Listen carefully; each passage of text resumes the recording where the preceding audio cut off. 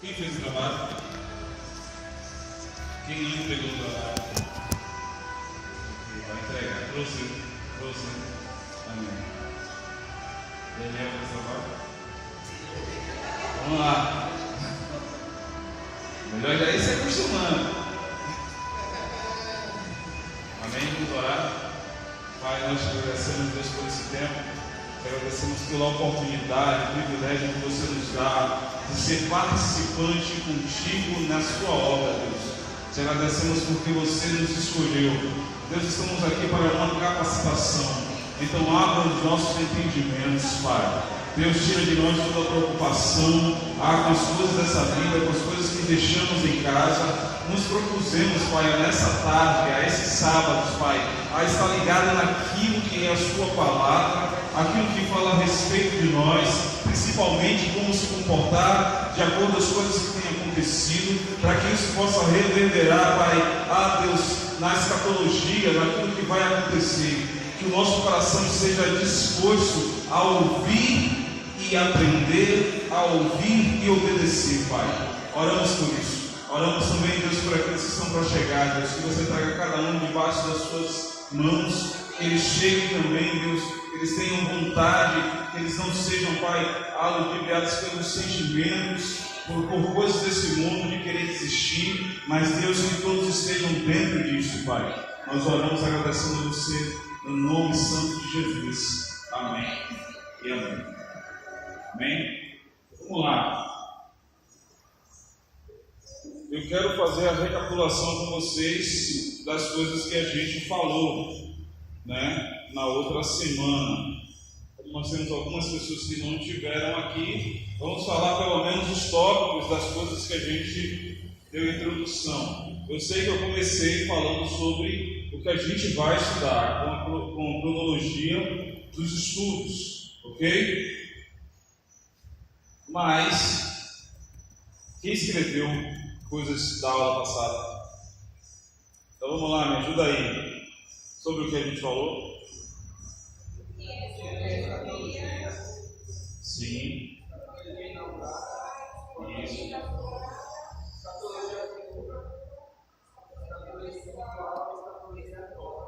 Ok. Eu dei uma pincelada sobre escatologia individual, que é um termo que talvez muita gente nunca ouviu falar. E a gente falou um pouco sobre isso, mas a gente vai se aprofundar, E eu falei sobre escatologia cósmica, escatologia geral, que é, na verdade, aquilo que todo mundo sabe, às vezes em fragmento, mas sabe que Cristo vai voltar, que vai acontecer, é um grande acontecimento, É o grande, mais importante acontecimento, a segunda vinda de Cristo, ok? Que vai abalar não só o planeta Terra, mas todo o cosmos, Por isso que a escatologia geral ou cósmica. Mas eu falei também escatologia versus o quê?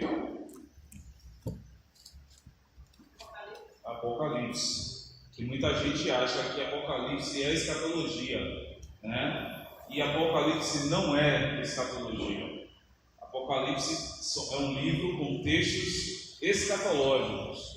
Mas eu falei que a escatologia inaugurada acontece na queda do homem.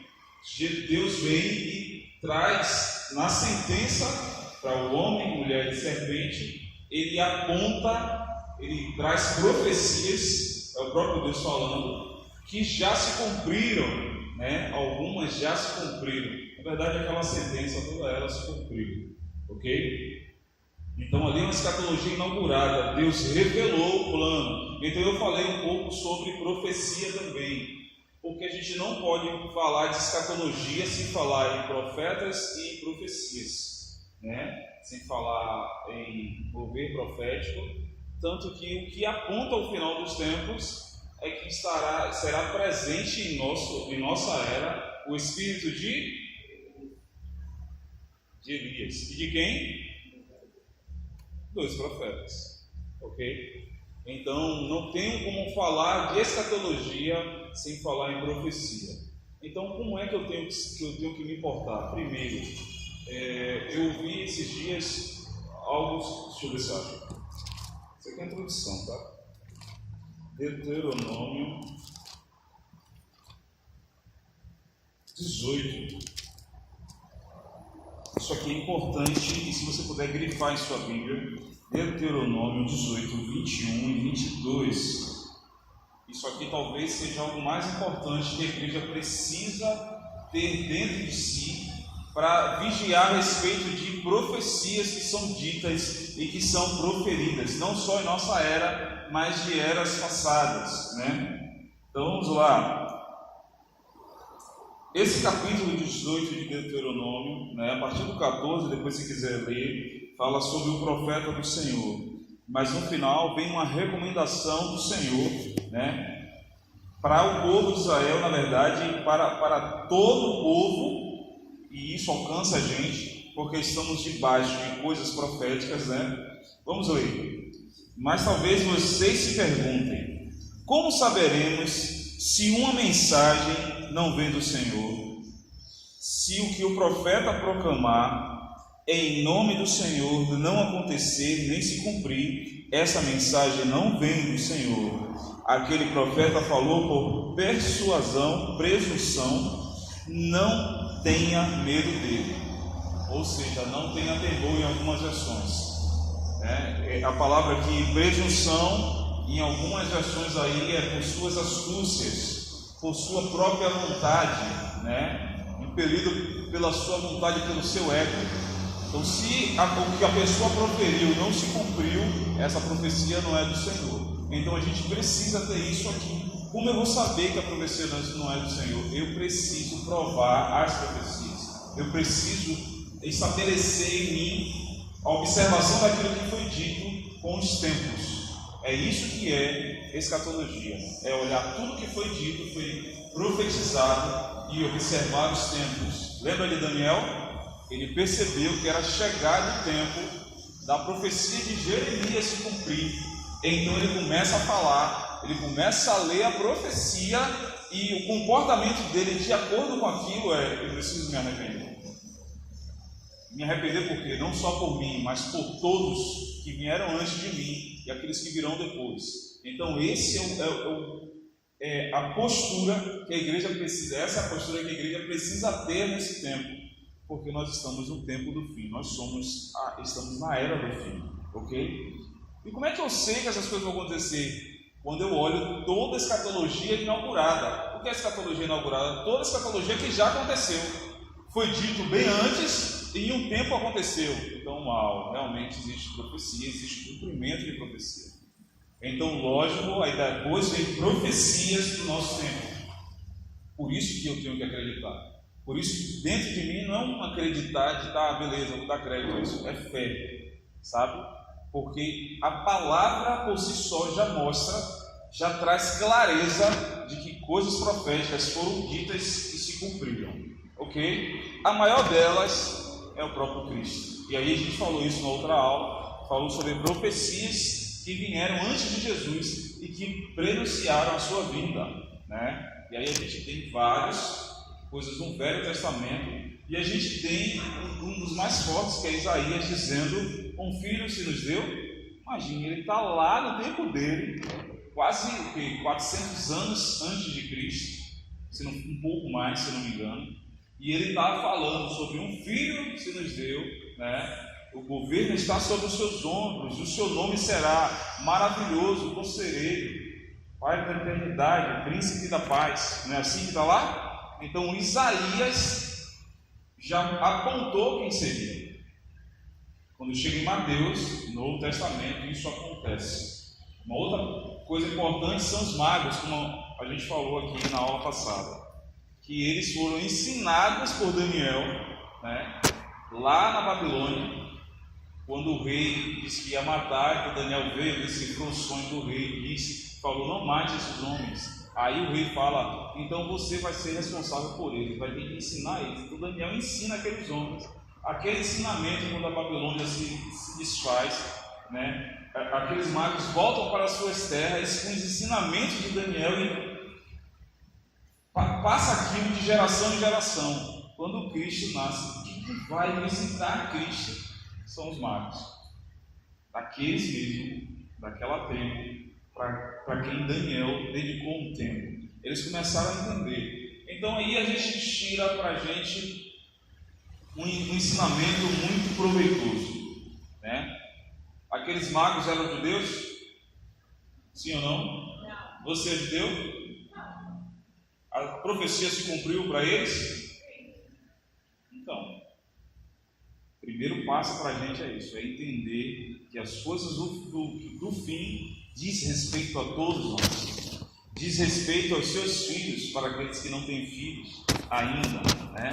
Diz respeito ao seu futuro. Então você precisa estar ligado mais nisso do que no próximo capítulo de Malhação, né? Se você ainda assiste aquela droga. Então isso tem que ser mais importante do que o final da novela, né? Do que o jogo do Bahia. Isso é verdade, crente. Presta atenção. Mas vamos lá. Aí eu passei um trabalho para casa. E foi para falar sobre o quê? Ponto. Né?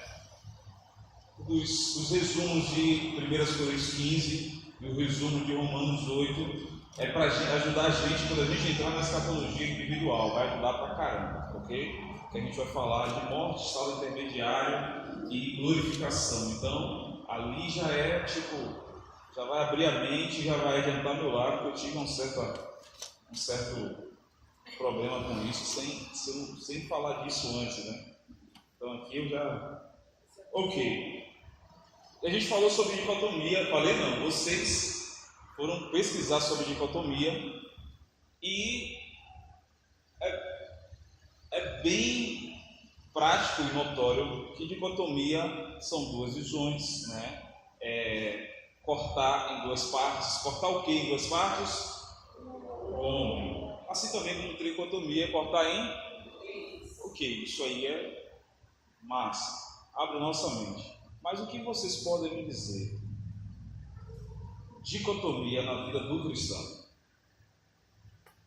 Aí a gente, né, desceu um pouco mais profundo para beber água limpa, né, que encava, né?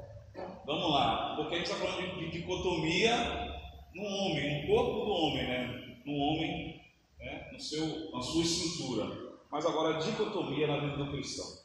Eu não posso falar de dicotomia na vida do ímpio, uma vez que, né? Enfim, dicotomia na vida do cristão. Vamos lá? Ajudem. Sagrado e profano. Vamos lá? Isso. Vamos lá, vamos, gente.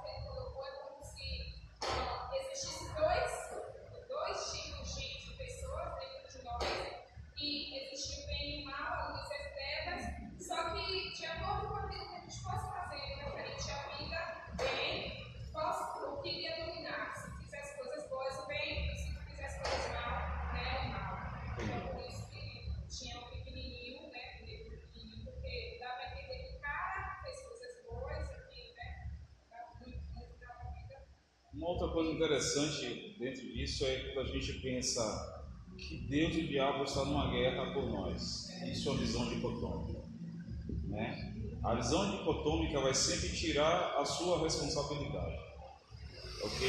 Por exemplo, uma visão dicotômica. O corpo, quando ele fala do corpo, né, da estrutura do homem, ele quer dizer que alma e espírito são a mesma coisa. Ok, se eu penso assim, que que alma e espírito é a mesma coisa, você vai perceber todas as coisas que são feitas pela emoção, e a gente diz que é o espírito.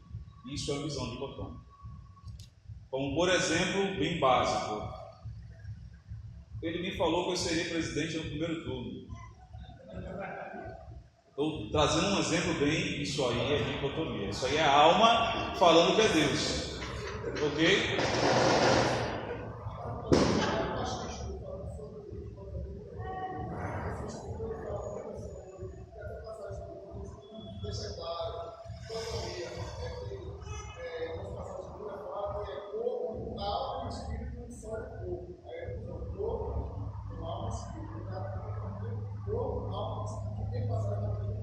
Exato. O que a gente está falando aqui são duas visões que o crente acredita e crê. Alguns teólogos de verdade levantam a bandeira da dicotomia, ok? Mas a gente vai provar pela palavra. O problema da dicotomia é porque tem uma passagem que falou que a única coisa que pode separar o espírito é a palavra. Então, assim, Isso, é Hebreus 4. Então, por conta disso, surge uma fundamentação equivocada. Exato. Porque a alma e o espírito, elas não se separam, mas não são a mesma coisa. Exato. É o contrário do que você está entendendo, não são a mesma coisa, mas eu tinha separado. Só isso. São coisas diferentes que estão no mesmo ambiente, mas uma coisa só pode separar, que é a palavra. Então, por isso que a dicotomia às vezes traz uma confusão. Quando a gente não tem um entendimento, não vai mesmo assim, pesquisar e estudar, porque acaba trazendo mesmo, poxa, se a Bíblia fala isso, mas é esse entendimento. Fala por quê? Porque estão no mesmo ambiente, vamos dizer assim. Porque não é visto. A alma não é vista, o espírito não é visto. Isso é. Então, acho que é isso que acaba trazendo uma questão. E isso, o ambiente é o corpo, né?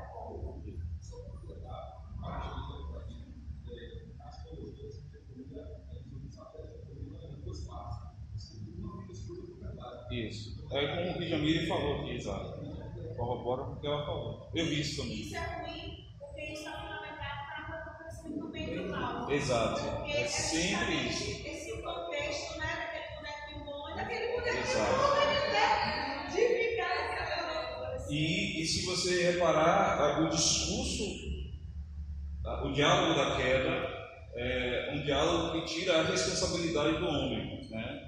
Então, bem de verdade corroborar isso, porque Deus falou que Ele falou isso porque você não pode, para você não ser igual a Ele. É o bem e o mal ali, e não tem a responsabilidade de quem viu e viu que era bom aos olhos, que era bom ao paladar, né? A gente não pensa nessa hora, que é a responsabilidade de quem está ali, que tem que tomar exatamente isso. Eu penso que quando a gente pensa na dicotomia, na vida do cristão, eu acho que é o que mais regeu a igreja durante anos.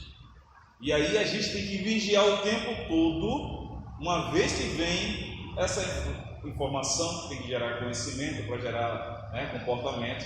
Uma vez que isso acontece, eu tenho que agora começar a vigiar tudo em minha vida. Ok? Tudo em minha vida. Por exemplo, por que você vem para a igreja? Você precisa saber se você vem e se isso é dicotomia, se tem uma visão dicotômica nisso, ou se você de verdade está alinhado com o que Deus está fazendo, sabe? Por exemplo, Paulo vai falar que o Espírito milita contra a carne. Aí a gente não consegue dissociar carne do corpo, ok? Corpo não é carne, carne é alma, ok? Fale aí pro seu irmão aí. Carne é alma. Ok? Quando a gente sempre fala de carne, a gente vai sempre pensar no corpo. Não. Quando Paulo está falando que o Espírito milita contra a carne, ele vai dizendo que existe uma militância, uma guerra, né? Não é aqueles caras lá do PT, a galera que vai lá no seu direct bagunçar com você. A gente está falando de uma militância entre o Espírito e a alma, cara. É uma guerra.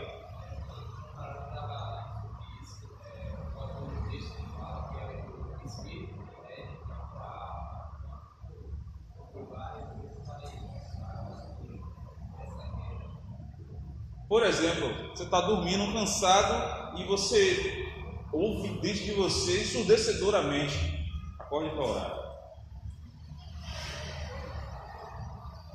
Se você ouve isso, se você ouviu isso, quer dizer que você entrou exatamente naquilo que Deus está fazendo.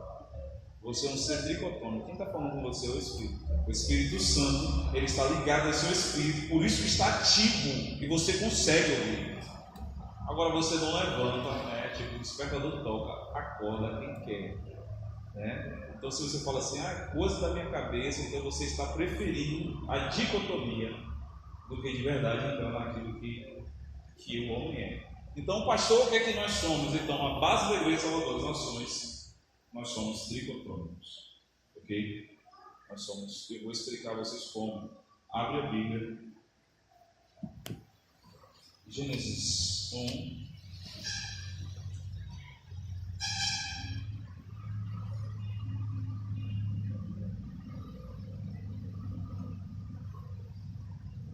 Não, Gênesis 2, versículo 7. Então vamos lá. Então, o Senhor Deus formou o homem da onde?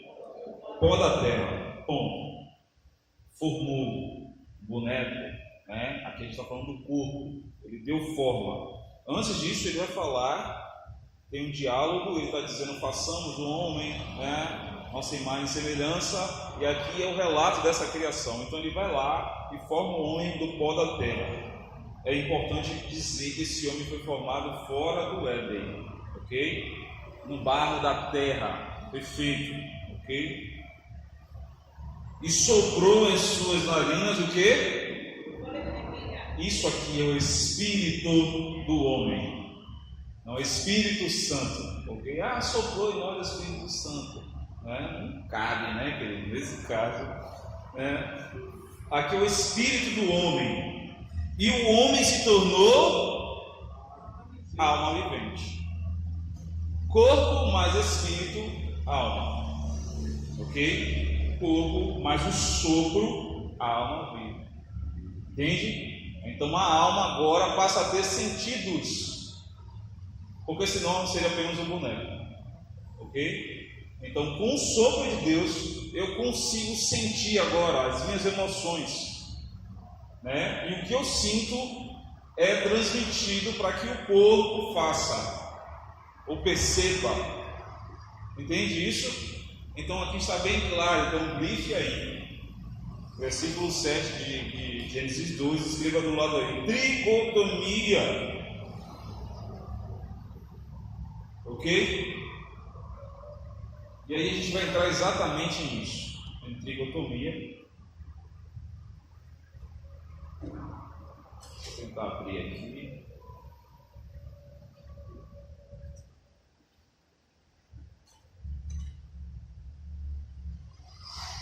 Você pode abrir, por gentileza, em 1 Tessalonicenses 5, 23. E outro, aí a gente já falou aqui de Hebreus 4, 12, que é um dos versículos mais, né, importantes a gente entender isso. Vamos lá? 1 Tessalonicenses 5, 23. Quem abriu aí, daí, por favor? O próprio Deus, da Pai, o santifica inteiramente. De todo o espírito, a alma e o corpo de vocês sejam preservados e irrepreensíveis da vida do nosso Senhor. Amém. Então Paulo deixa bem claro aí qual é a visão dele, né? Não vou falar a visão dele, qual é a cosmovisão, fica melhor, né? Que ele tem em relação à tricotomia, o homem ser trino, né? Não é trino, né? Porque trino é só o pai. O homem está dividido em 3 partes. As 3 partes compõem o homem. Hebreus 4,12, quem abriu aí? Pois a palavra de Deus é viva e eficaz, e mais eficaz do que qualquer espada de 2 gumes. Ela penetra até o ponto de dividir alma e espírito, juntas e medulas, e julga os pensamentos e intenções do coração. Quando ele fala juntas e medulas, ele está falando aonde? Juntas, medulas, ok? ok? Está falando do corpo, mas aí também está falando que existe alma e espírito. Quem é capaz de saber aonde vai uma, aonde vai a outra, é apenas a... Então fica difícil sem palavra você dizer o que é carne. Pensa nisso. O que é carne e o que é o espírito. Então, como é que eu vou julgar os espíritos? Como é que eu vou julgar as profecias? Como é que eu vou saber se isso está acontecendo? É escatologia? Só através da palavra. Se levantou alguém na congregação e profetizou, eu preciso saber se essa pessoa, tudo o que ela diz, não só o que ela diz, mas o que a conduta dela está de acordo com este livro. Aí é a única coisa que tem para dizer realmente essa profecia. O Espírito Santo tomou fulano, usou fulano para isso, né? Por exemplo, o Espírito me pega, eu não sei, eu não consigo. Não é espírito, tá? Não é espírito. Tipo, dê lugar ao espírito. Me ajude, né? Todos aqueles que se reconciliam com Deus, e a reconciliação é apenas através da conversão, ok? Eu me reconcilio com Deus, automaticamente o espírito. O que acontece para uma pessoa entrar num viés de conversão? É apenas quando o espírito começa a ser ativado, sabe? Aquela fagulha que vai dando, a pessoa vai...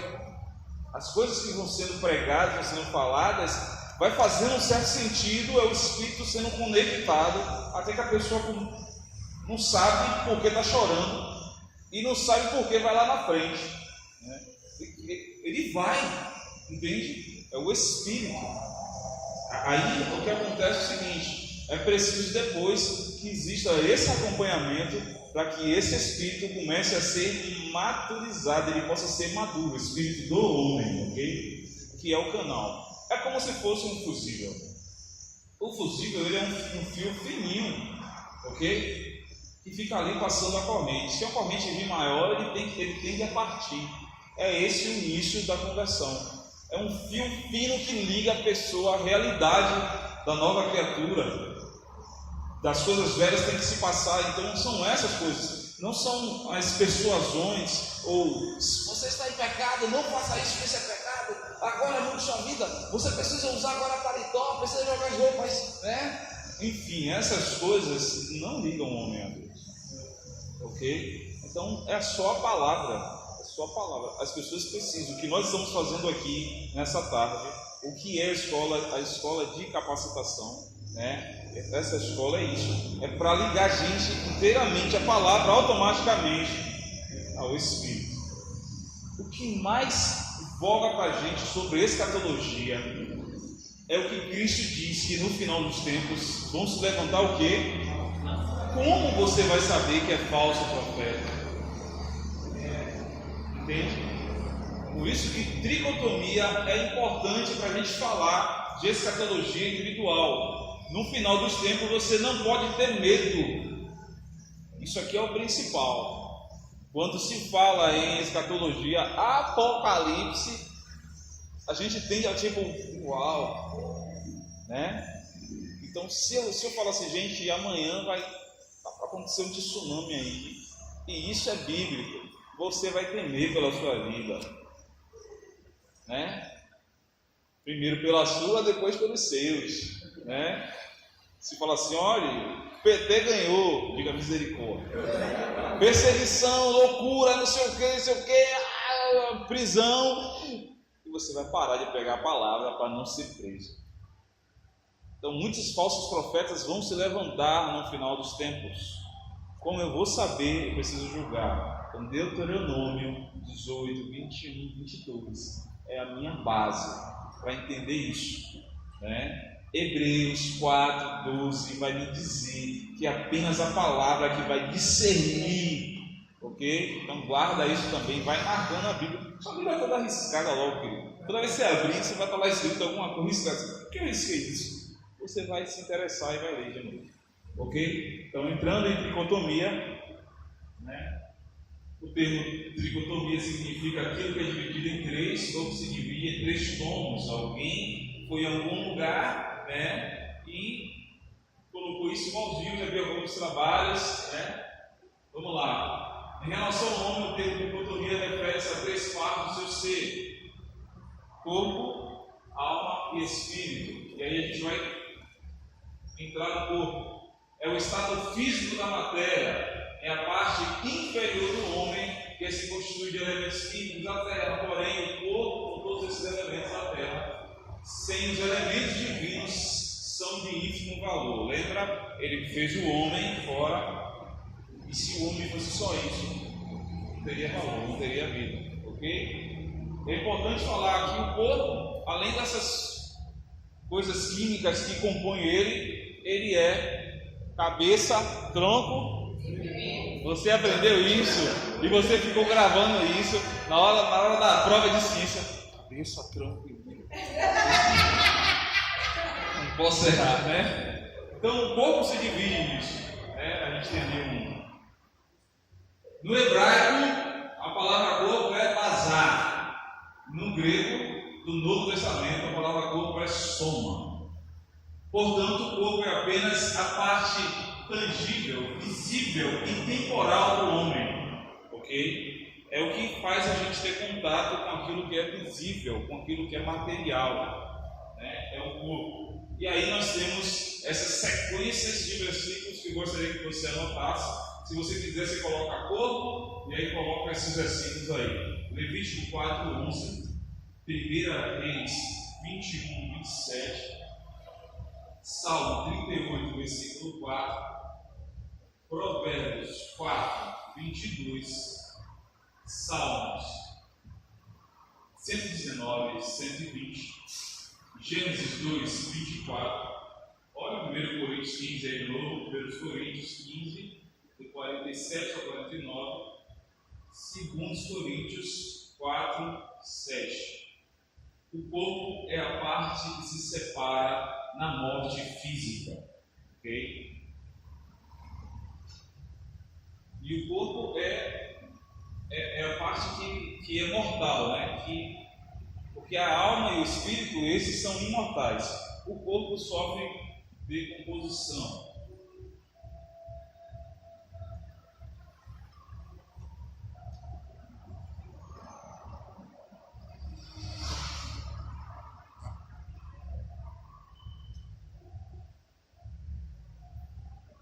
Ok? Posso passar? Vamos lá. A alma, do hebraico, era nefesh. No grego, no Novo Testamento, é psique. E aí, a filosofia, a psicologia, a psiquiatria vai usar bastante, e vocês sabem que o nome psicologia vem disso, né? A alma é parte não material e imortal do ser humano. Então, vamos lá. Porque você vive, porque o fôlego de vida deu vida à sua alma. Ok? Então o homem passou a ser alma vivente. O que você é de verdade, existe em você o espírito, mas você é uma alma. E essa alma é que ela é eterna, ela vai pagar, ela vai sofrer punição ou vai ter recompensas, né? Porque ela é imortal. A alma é parte não material e imortal do ser humano. Mateus 10, 28.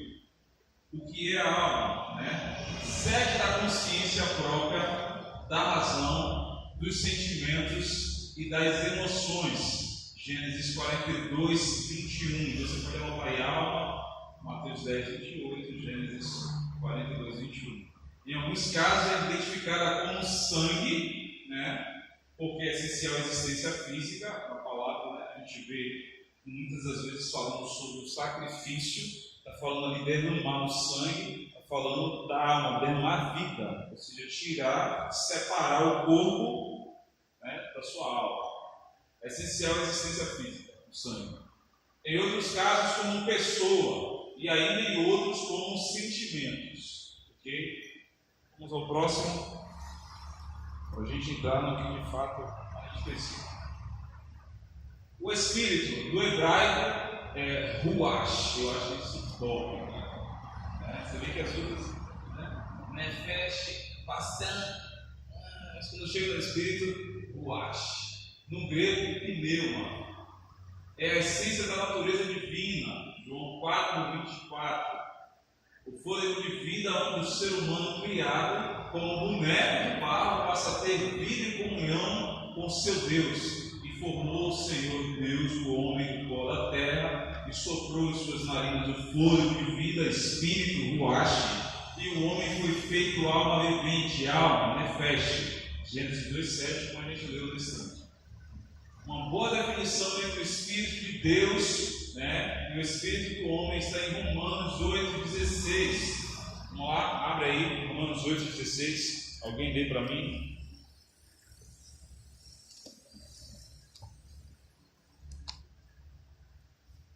Quem abrir pode ler. Então, se você ler aí, o próprio Espírito está com E maiúsculo, testemunha o nosso Espírito com E minúsculo, não é isso que está aí? Que somos filhos de Deus. Podemos notar aqui que o Espírito é dado por Deus ao homem, pelo qual ele, Deus, pode despertar o ser humano para o arrependimento. Podemos resumir melhor o que eu falei aqui. É Deus quem desperta o Espírito do homem para o arrependimento. É isso que é a conversão. Então, quando a gente fala sobre isso, vai dando a você um caminho de como até pregar o Evangelho às pessoas e como orar para que haja conversão, né? Você tem que orar para que o Espírito desperte o Espírito que existe nas pessoas, ok? Então, tipo, a gente sempre ora para que a alma ela se coloque no lugar de alma, ela fique quieta, submissa ao Espírito. Então, às vezes a gente ora para que o Espírito domine o ambiente. Quando a gente ora por isso, a gente está dizendo: o Espírito tome conta desse ambiente e ative o Espírito das pessoas. Ok? E o Espírito demoníaco aí que é uma outra. Né?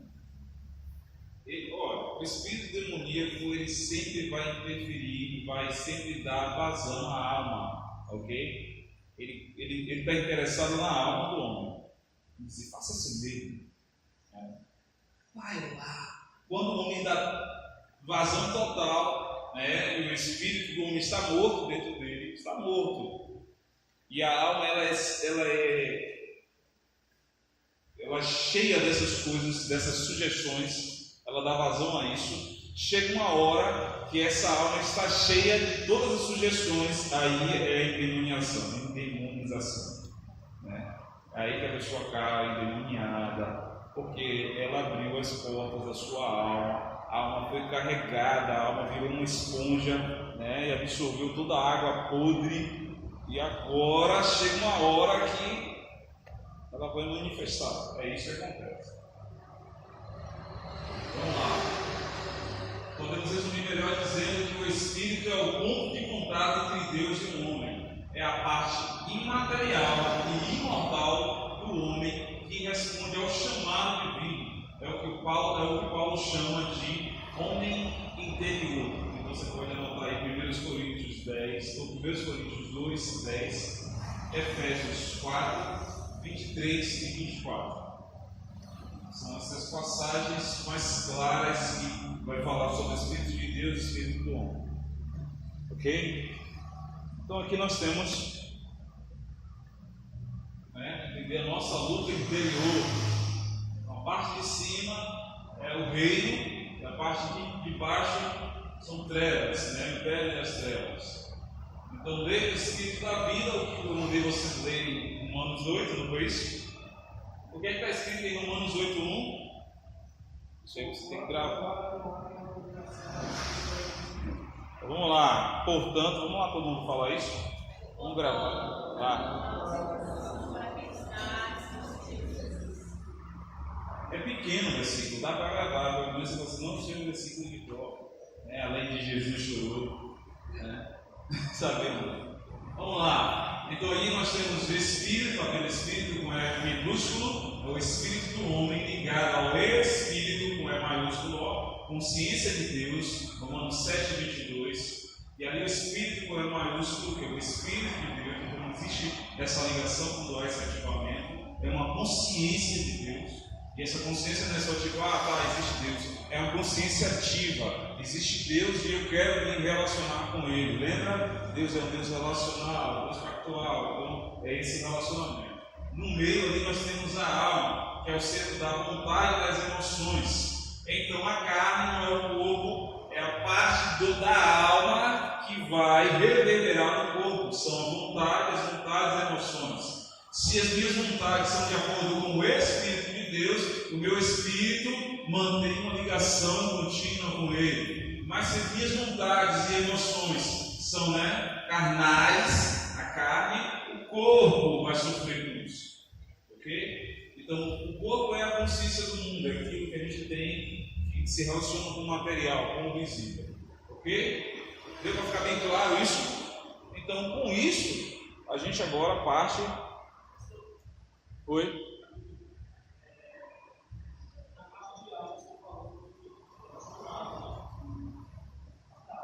Sim.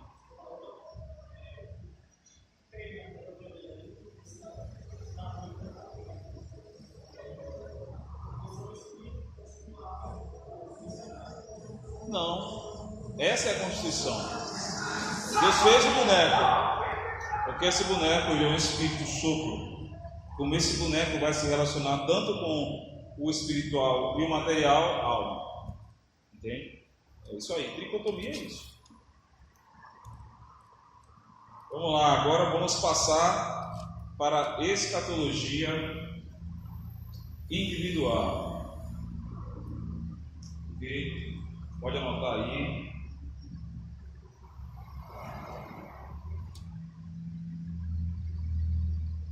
E a primeira coisa que a gente vai falar é sobre isso.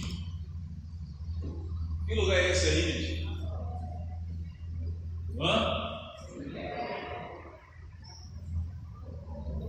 É um lugar de paz, né? Eu tinha amigos que iam para lá na época da nascer. Bem louco. É o cemitério. Quem é que mora nesse lugar? Os mortos? Ninguém mora lá, né? Por quê? Porque não mora lá?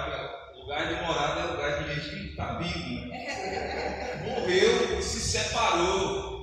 Houve uma separação. Então, o que acontece nesse lugar? É um lugar de choro, um lugar de tristeza, né? Tanto para crente quanto não crente, mas para o cristão. Eu não gosto que eu fale crente. Cristão. Pro cristão, né? Pro cristão é apenas a saudade de não ter mais aquela pessoa entre nós. Para quem não é crente é o desespero, né? A saudade é terrível. O cristão pode ter saudade, mas a gente vai falar um pouco sobre isso mais para frente. Mas o primeiro passo da escatologia individual. Lembra que a gente falou da tricotomia? A gente não pode entrar nisso. Então a gente está falando agora da morte do corpo. Vamos lá. A escatologia individual enfoca as questões relativas à morte das pessoas que não estarão presentes na segunda vinda de Cristo, que é conhecida como parousia. Vamos lá. O que eu quero dizer com isso? A morte das pessoas que não estarão presentes na segunda vinda de Cristo. Pode ser que eu não esteja aqui presente na vinda de Cristo, ok? Então eu preciso saber exatamente sobre o que fala essa escatologia, o que a palavra fala sobre isso, porque é nisso que eu vou me apegar, ok? É isso que eu vou guardar. Então morri, eu já guardei isso dentro de mim, pronto, segue-se o juízo, as coisas vão acontecer e a gente vai entender o que vai acontecer.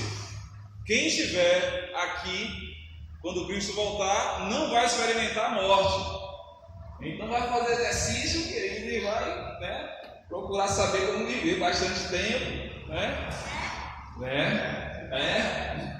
Porque vivendo, tem 41 que eu tenho.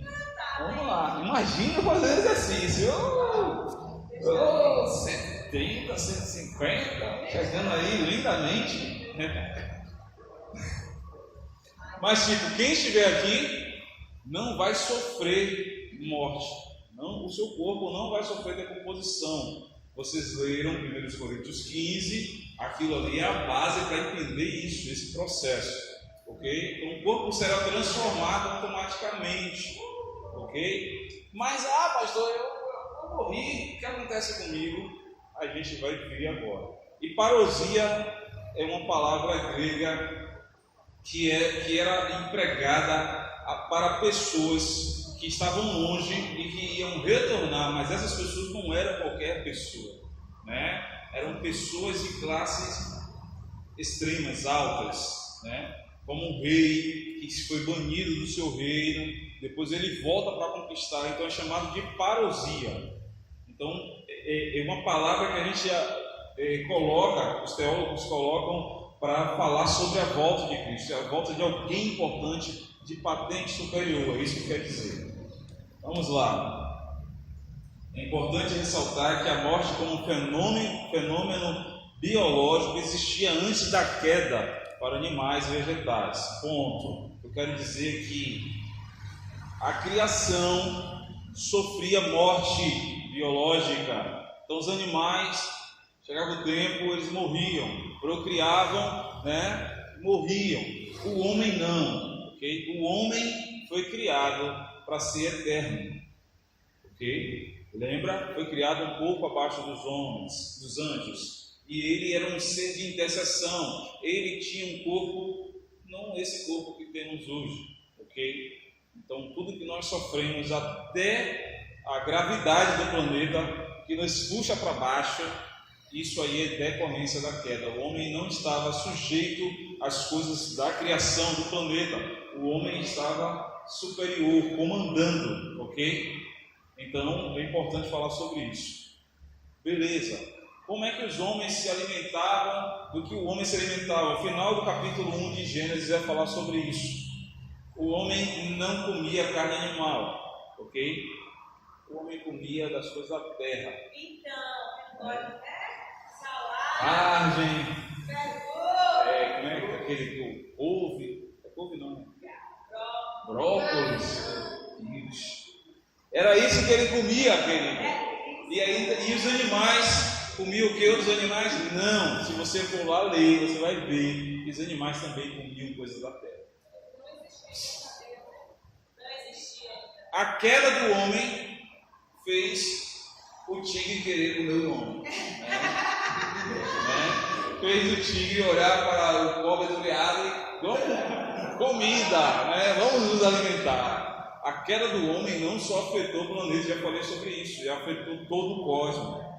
O buraco de minhoca, que é chamado de buraco negro, né, que existe, é consequência da queda do homem.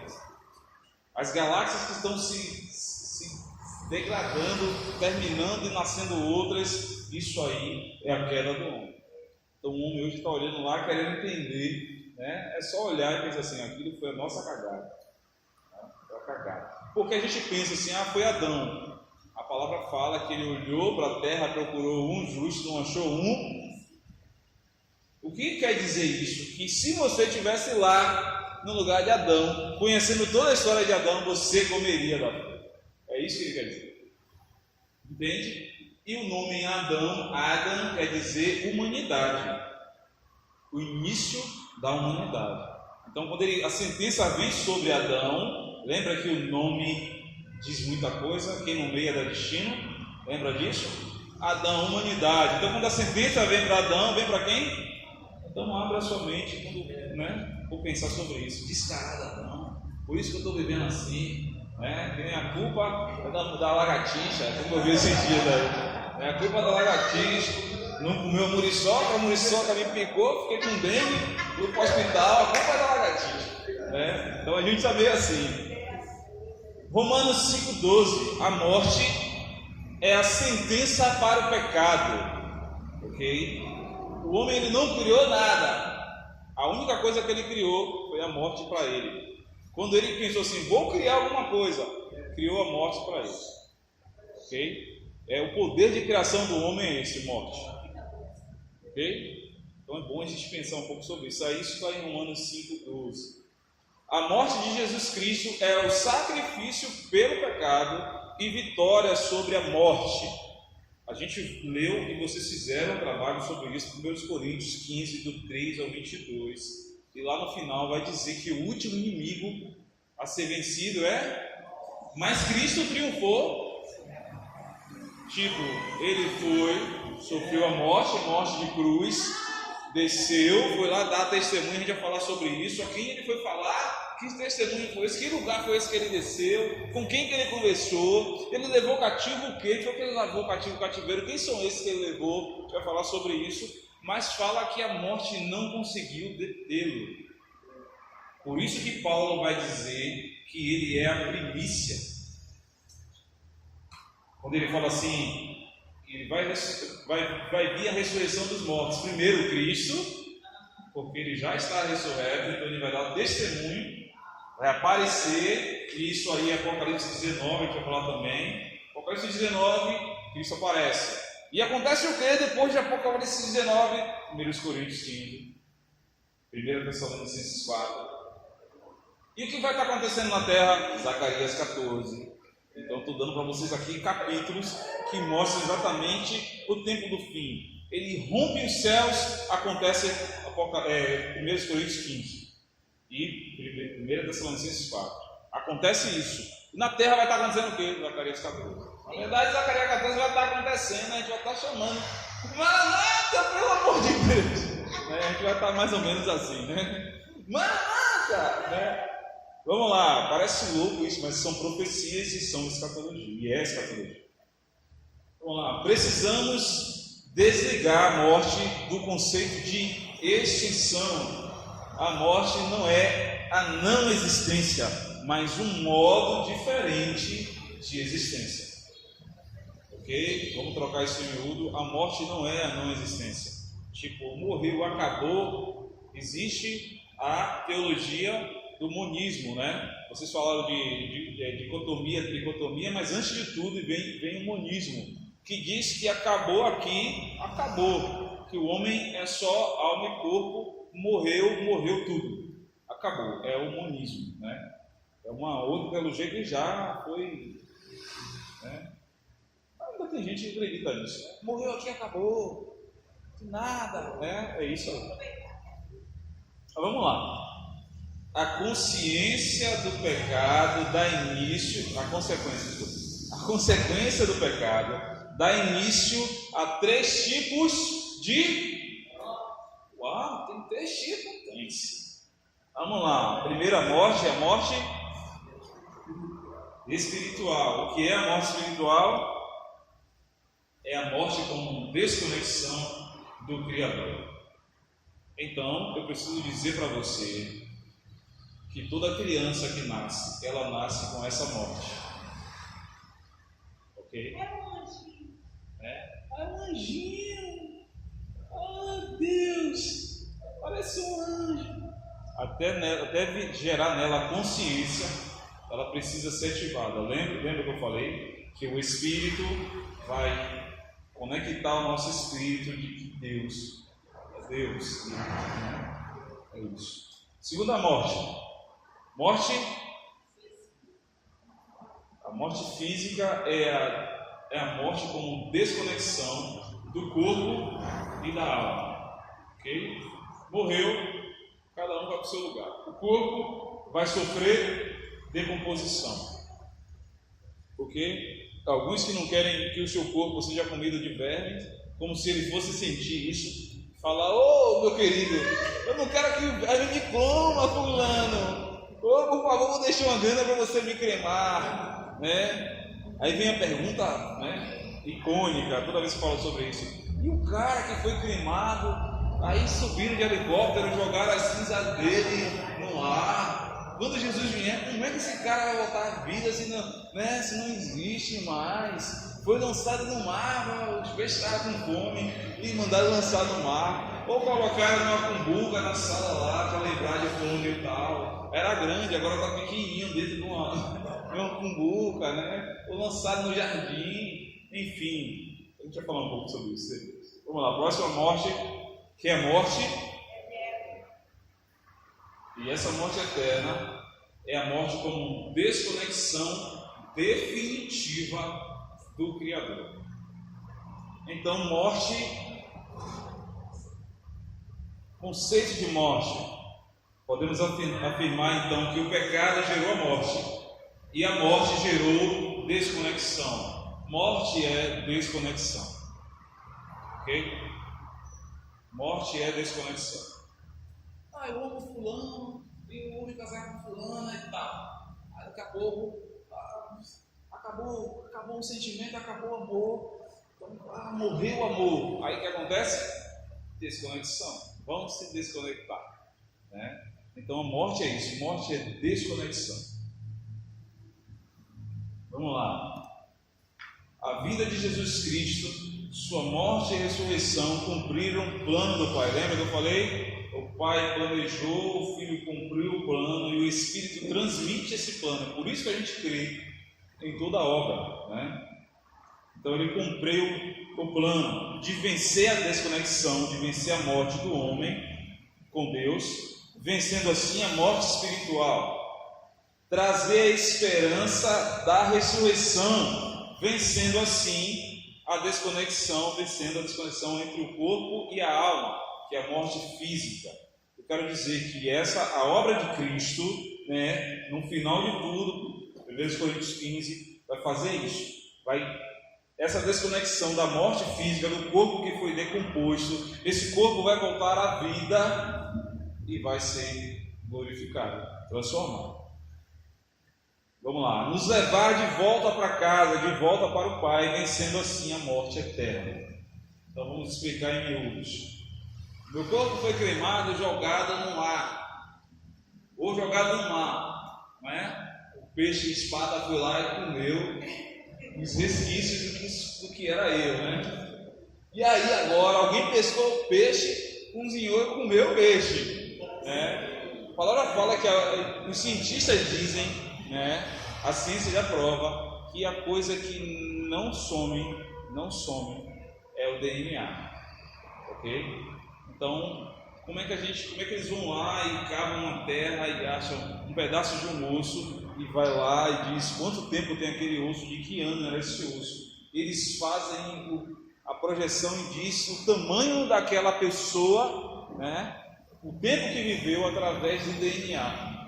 A gente está falando, a gente pensa na dificuldade, na impossibilidade de pessoas humanas, raciocínio humano. Então Escher Trata, eu gosto quando ele fala sobre isso. Tipo, o cara é forte, é poderoso, né? Quando eu vejo um judeu messiânico falando acerca da palavra, ele fala: aquele que deu ordem a um homem existir, a voz que disse haja para todas as coisas, quando eu romper, ele vai dar uma ordem ao meu DNA, aonde estiver, e você vai ser recomposto de novo, e assim que for recomposto, é transformado. É isso, só isso só.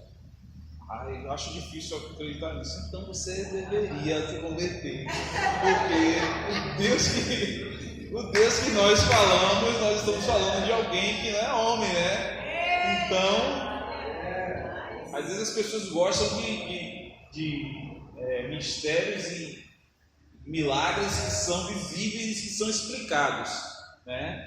Não existe explicação para isso. É aquele que deu a voz a todas as coisas. Sabe? O Pai pensou, a voz era o Filho, haja luz. E o sol só apareceu no quarto dia. Me diz que luz é essa, né? Eu estou falando desse Deus. Houve luz. É essa voz que vai ser falada quando, né, Apocalipse 19, no seu finalzinho acontecer. É essa voz. Imagine onde você estiver, seu DNA, você vai ouvir isso, a sua alma que vai estar lá clamando lá do outro lado. Aconteceu, cara, rompeu os céus.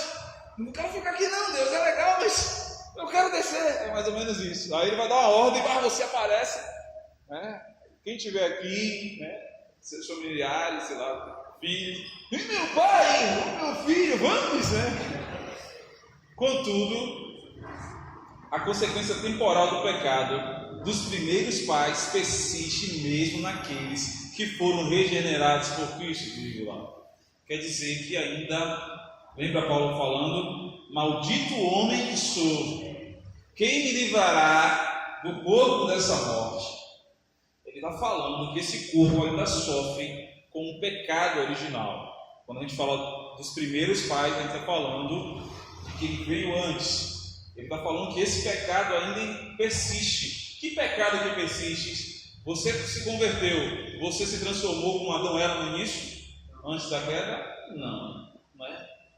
Você continua nesse corpo. Estamos aqui, na verdade, é uma prisão esse corpo. Ainda é uma prisão. Ok? E a nossa maior luta é com a alma que quer, de verdade, dar vazão a esse corpo a todas as sugestões do Éden. Olhe, hoje é acesse, né? Toma, experimenta, né?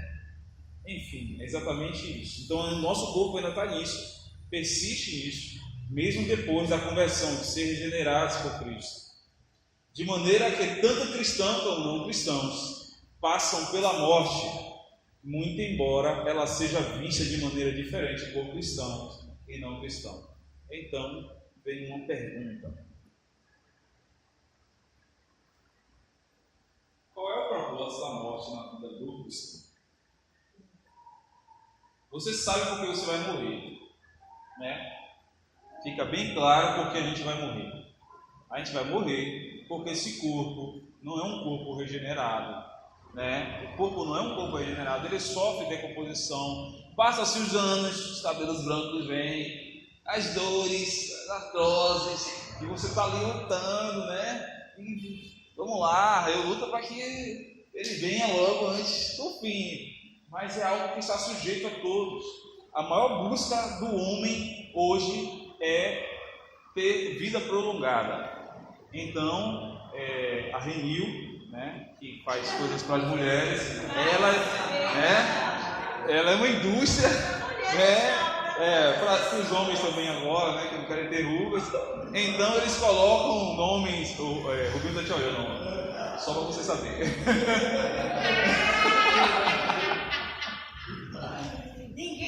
Então eles colocam o nome Renew Alternative, Renew não sei o que, Renew vida eterna, né? A busca do homem é a luta para não envelhecer. Eu não quero ter flacidez, né? Eu não quero ter rugas, né? É uma luta incrível contra o desgaste, mas você vai sofrer desgaste. Se você não vive em uma das cidades em um dos países como Nigéria, que morre gente assim, brincadeira, né? Ou no Oriente Médio, né? Se você preza tanto por sua vida e você mora no Brasil, que é um país que não tem guerra, né? Só tem guerra ideológica, né? Enfim, você vai ter fazendo tudo certinho, você vai ter um tempo de vida aí. E a gente tem essa linha do tempo, que é uma linha eterna com um sinal de infinito lá na frente, né? E a gente está partindo daqui para lá. Esse pedacinho aqui é a nossa vida, 80 anos. E aí a linha se estende. Quer dizer que essa vida, como nós vemos aqui, ela se acaba e a gente entra para um outro. Lembra que eu falei? Não é a não existência, é uma forma diferente de existir. Mas qual é esse propósito na vida do cristão? Quem pode me dizer qual é o propósito?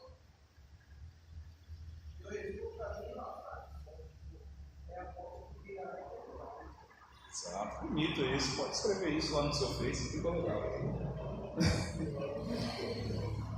A morte não é uma punição para os cristãos, né? Então é bom você colocar isso bem claro. Alguém chega para você e fala assim: você está falando de eternidade, você vai morrer para o mesmo lugar que eu. Calma, parceiro, calma.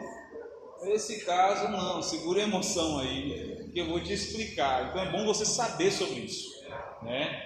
Para mim, a morte não é punição, é um cumprimento. Eu vou entrar em um outro estado, né? E a Bíblia vai me dar esses. Por quê? Onde é que eu me apego a isso? Não há condenação para aqueles que estão em Cristo Jesus. Ok? Então a morte não é punição, não é uma condenação. Eu preciso me apegar, essa palavra precisa estar em minha boca.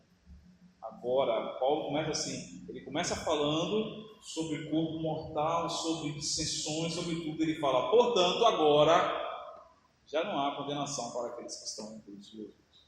Okay? Todas as penalidades por nossos pecados já foram pagas. Mesmo sabendo que os crentes morrem, não devemos considerar a morte, nesse caso, como uma punição de Deus. É verdade que a penalidade pelo pecado é a morte, porém isso não se aplica mais a nós. Ok? Mas aí fica a pergunta: então por que os crentes morrem? A gente vem uma pergunta, vem um esclarecimento, mas continua uma pergunta, uma dúvida. Quem pode me dizer? Isso, muito bem. A morte é o resultado final da vida no mundo. Uau! Então você não pode viver eternamente no mundo decaído. Entende? Porque tudo tem que passar, porque as coisas ainda não foram regeneradas. O reino já chegou? Mas às vezes algumas pessoas vão ministrar e falar: o reino é chegado aqui nesse lugar. O reino foi estabelecido. Eu preguei, fui na cidade e tal, e o reino foi estabelecido. Você fala isso, querido. Quem você deixou lá reinando? O reino só é estabelecido pelo rei. Mas a gente então não pode clamar, venha o teu reino, a gente deve clamar. Não só clamar, mas viver características do reino que está por vir. Então a minha vida é moldada em torno do reino que está por vir. Então eu mudo todos os meus comportamentos, porque eu sou embaixador, sou estrangeiro aqui, sou embaixador de Cristo. O que é que o embaixador faz? Ele representa o seu rei na corte de outro. Na verdade, não é na corte de um outro rei, nós estamos no império das trevas. É mais um pouco difícil, porque imagine, a Coreia do Norte não tem embaixada nos Estados Unidos. Mas os Estados Unidos é uma república democrática. E eles não têm lá. Imagine você é embaixador no império das trevas. Quer dizer que tudo é contra você. Tudo é contra você. Tudo. Toda a sua forma de pensar, eles são contra. Parece alguma coisa, Enfim. Todo o seu comportamento, toda a sua, não vou dizer ideologia, mas toda a verdade que você carrega, para ele é uma afronta. Você respirar debaixo dessa consciência, dessa cosmovisão, para ele é uma afronta, ele quer te matar. Porque você é um cumprimento de algo que foi dito antes. Mas você não pode viver eternamente no mundo decaído. Lembra? Vamos tirar o homem daqui do jardim, para que ele não coma da árvore da vida e morra e viva morto eternamente. Aí aconteceu o homem ser tirado desse lugar e ser jogado exatamente onde nós estamos. Entende? O homem inaugurou a morte sobre si, porque o corpo ficou decaído, o mundo ficou decaído, ele não pode viver com você. Deus, em sua grande sabedoria, decidiu que não nos aplicaria todos os benefícios da obra redentora de Cristo de uma vez só. Ele aplica esse benefício da salvação de forma gradual em nossa existência. Lembra que eu falei que a morte não é o fim da existência, mas passa a ser um jeito diferente da existência? Ele aguarda o cumprimento do seu plano. Por isso resolveu não remover todo o mal do mundo de imediato. Em resumo, nossa experiência de salvação ainda não é completa. Lembra Paulo falando, desenvolver a vossa salvação? Ele está dando uma dica, que não estamos completos.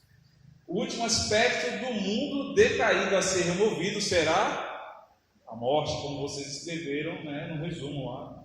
Alguns outros viajaram demais, mas o foco principal é esse aqui, que é 1 Coríntios 15, 24 e 26. Ligados à experiência da morte estão outros resultados da queda, que prejudicam o nosso corpo físico e mostram a presença da morte no mundo. Tanto aquele que crê quanto quem não crê experimentam envelhecimento, doenças, prejuízos diversos. Lembra de Collor? Quando o Collor assumiu, ele congelou as contas de todo mundo. Teve gente que se matou por causa disso. Foi a falência. Teve crente que perdeu tudo. O cara que tinha uma empresa e fechou, teve que fechar. faliu. Então isso vem sobre todos. Os desastres naturais, né? Chove e inunda a sua rua. Ah, não inundou minha rua. Não, eu não tenho nada a ver com isso. Eu sou de Deus. Você vai ter que passar na rua inundada. Isso vem para todos, né? Enchente, tempestades, tsunamis, terremoto. No Chile aconteceu recentemente um terremoto que desabou e morreu um monte de crente. Desastres vão vir sobre o crente, ok? Então o que eu estou falando aqui é dando um choque de realidade em você, de que às vezes a gente fica orando, Deus vai me livrar, Deus vai me livrar. Talvez Ele queira te livrar desse mundo decaído, né? E você não quer morrer com medo da morte. Então o primeiro passo para o cristão é não temer a morte. É difícil, mas não é para temer. Ok? Então, pastor, eu vou procurar a morte agora, já que eu sei. Não, nesse caso é suicídio. Vá com calma, né? Porque a palavra fala, não tentarás. Então não vai, né? Eu vou morrer, porque se eu morrer, eu lucro. Aí chega lá, alguém dá um tiro. Me ajuda, Jesus! Me ajuda. É tiro, Zé! É tiro.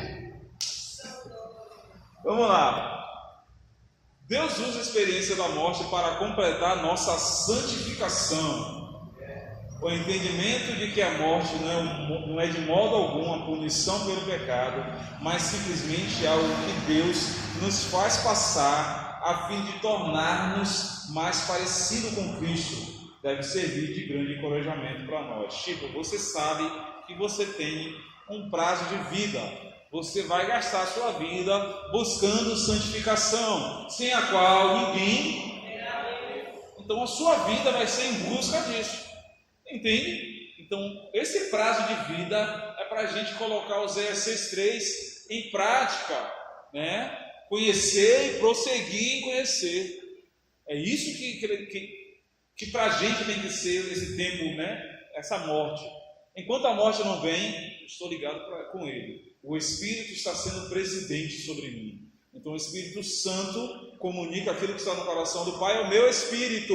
Então a minha alma, ela é submissa à vontade do Pai. E eu faço isso dia após dia. Lembra? Glória em glória. Onde está isso? Vamos lá. Hebreus 5, 7 a 9. Eu não vou ler para o tempo. Hebreus 12, versículos 6 a 14. Vá anotando isso aí. Né? Você coloca, Deus usa a experiência da morte para completar a nossa santificação. E aí você coloca os versículos, fica até mais resumido aquilo que você está escrevendo. Apocalipse 2:10. Ser fiel até a morte e dar-te-ei a coroa. A gente fala isso às vezes como um poema, num momento de emoção. E entra o cara, mãos alto, misericórdia, eu não quero morrer. Misericórdia, Jesus. Tipo, que fé. Apocalipse 2:11. Quem tem ouvidos, ouça o que o Espírito diz às igrejas. Ao que vencer, não receberá o dano da segunda morte. E o dano da segunda morte passou o reino milenar de Cristo, é estabelecido o grande trono branco, né? Juízo final, e aí os mortos que morreram sem Cristo, né? Ou aqueles que disseram que era de Cristo, na verdade não eram. Tipo, Jesus despontou no céu, segunda vinda dele, despontou nos céus. Os crentes de todas as eras serão ressuscitados, todas as eras, né? Serão ressuscitados, para estabelecer o reino milenar. Você não veio nessa. A segunda ressurreição é para tirar você do Hades, porque se você não veio nessa, é porque você está no Hades, né? É tirar você do Hades, colocar o seu corpo de volta e lançar o seu corpo vivo no lago de fogo para sempre. É só isso só. É só isso só. Ok? Então preste atenção sobre isso. O que nós estamos falando é para que a gente possa queimar a nossa vida toda aqui, tendo um relacionamento com Ele, dando testemunho. Porque a gente não vai experimentar a segunda morte. O que vencer não receberá o dano da segunda morte. Quando lógico, a Bíblia fala sobre dano, não é tipo um prejuízo de R$20 que alguém foi lá na sua conta, né? Sumiu meu dinheiro, tive um prejuízo. Não é isso, tá? É exatamente isso. Você já está sofrendo, sua alma está angustiada, sofrendo, E lá, a angústia, o sofrimento, dizendo: ainda não é o fim, querido, ainda não é o fim. E lá no mundo espiritual, do outro lado, se eu puder dizer assim, é tudo definido, não tem, A gente já fala um pouco sobre isso, não existe purgatório, o cara vai pagar alguma coisa lá para poder entrar. Não, Jesus, eu não tive tempo lá na terra, e agora tem um tempinho, vai fazer o quê? Cumprir penitência aqui, para que minha alma possa entrar pelo fio da navalha. Não, é definido, sabe? Morreu, segue-se o juízo, exatamente isso. Vamos lá. Nossa obediência a Deus é mais importante que preservar a vida. É importante lembrar que se nosso alvo aqui é preservar a nossa vida a qualquer custo, estamos em inconformidade com o reino que está vindo. Porque se eu quiser salvar a minha vida, eu vou perdê-la. Mas se eu gastar a minha vida por amor a Ele, eu vou. Então quem disse isso? Yeshua. Será que a palavra dele tem mais peso que a minha? Eu acredito que sim. Então está lá em Mateus 16, 24 ao 25. Marcos 8, vamos ler esse, Vamos gastar esse tempo aqui. Estou terminando a aula. Vamos ler. Mateus 16.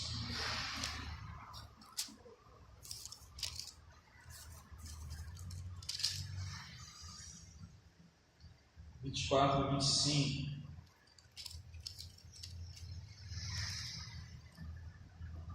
Vamos lá. Então Jesus disse aos seus discípulos: se alguém quiser acompanhar-me, negue a si mesmo, tome a sua cruz e siga-me. Pois quem quiser salvar a sua vida, a perderá, mas quem perder a sua vida por minha causa, a encontrará. Vamos lá, Marcos 8, 34 e 35.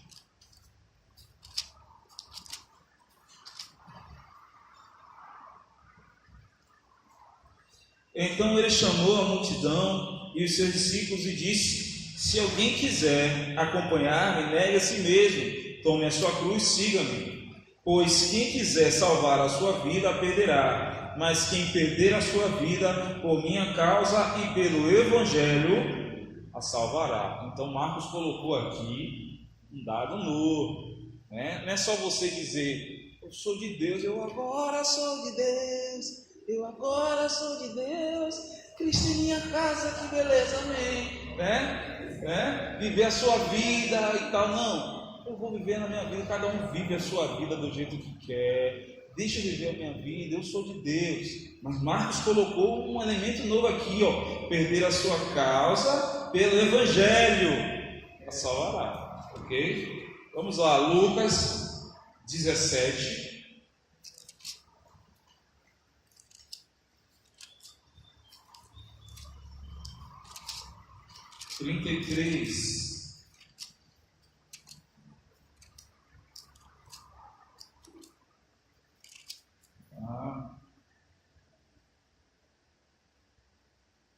Quem tentar conservar a sua vida, a perderá, e quem perder a sua vida, a preservará. A obediência a Deus é a fidelidade a Ele, e a fidelidade a Ele em todas as circunstâncias são coisas muito mais importantes. Então Paulo vai dizer isso lá em Atos. Vamos lá. Se você quiser ir riscando a Bíblia, é bom, colocando sobre isso.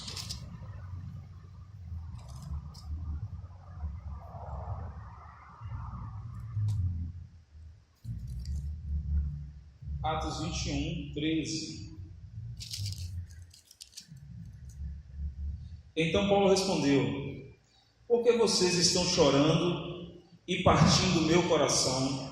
Estou pronto não apenas para ser amarrado, mas também para morrer em Jerusalém pelo nome do Senhor Jesus. Eu ministrei sobre isso, lembra?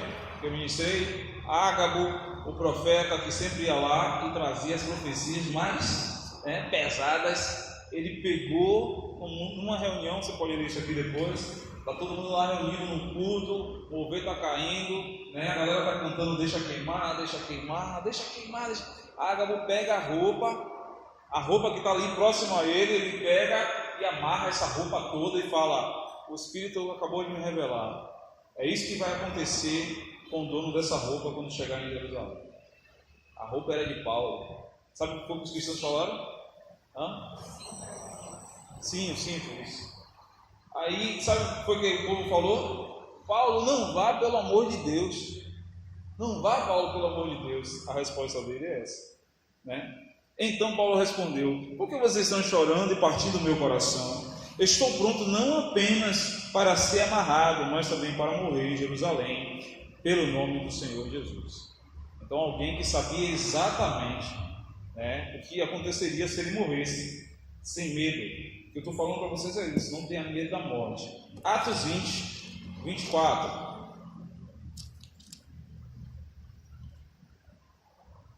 Vamos lá.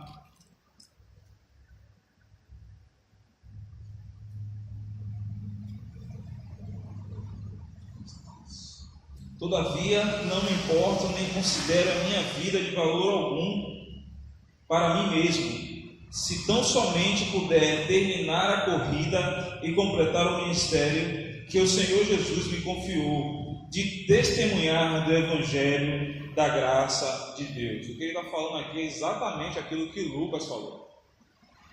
Ok? Perder a vida por causa do Evangelho. Filipenses 1:20.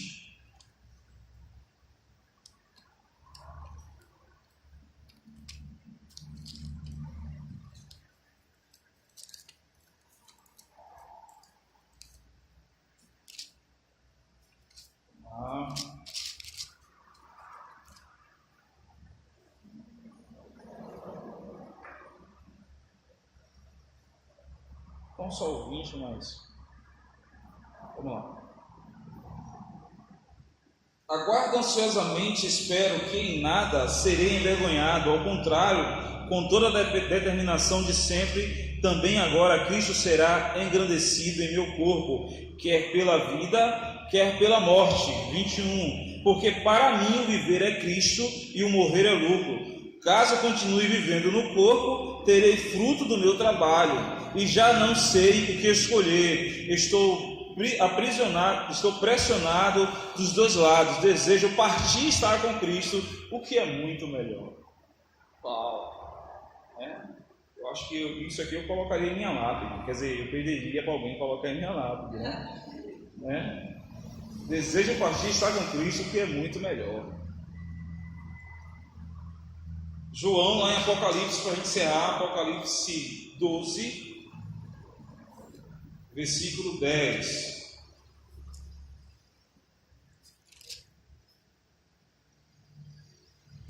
Então ouvi uma forte voz dos céus que dizia: agora veio a salvação, o poder e o reino do nosso Deus e a autoridade do Senhor, do seu Cristo, pois foi lançada fora o acusador dos nossos irmãos, que os acusasse diante do nosso Deus dia e noite. Essa aqui é a esperança, ok? É a maior esperança. Vamos lá, vamos seguir até o 12. Eles o venceram pelo sangue do Cordeiro e pela palavra do testemunho que deram, diante da morte não amaram a própria. Portanto, celebremos-nos dos céus e os que neles habitam, mas ai da terra e do mar, pois o diabo desceu até vocês. Ele está cheio de fúria, pois sabe que lhes resta pouco tempo. Aqui esse final fala do final do reino milenar de Cristo. Acabou o reino milenar, o diabo é solto. Então aqui a palavra está falando que em face da morte não amaram a própria vida. Existem pessoas nesse exato momento que estão cumprindo essa palavra. Nesse exato momento, enquanto estamos aqui assentados, existem pessoas que estão com armas apontadas pela sua cabeça para negar o Evangelho. Estão lá nessa situação porque estão pregando o Evangelho e em face da morte não temem a própria vida. e não negam, e por causa disso são mortos, ok? São mortos.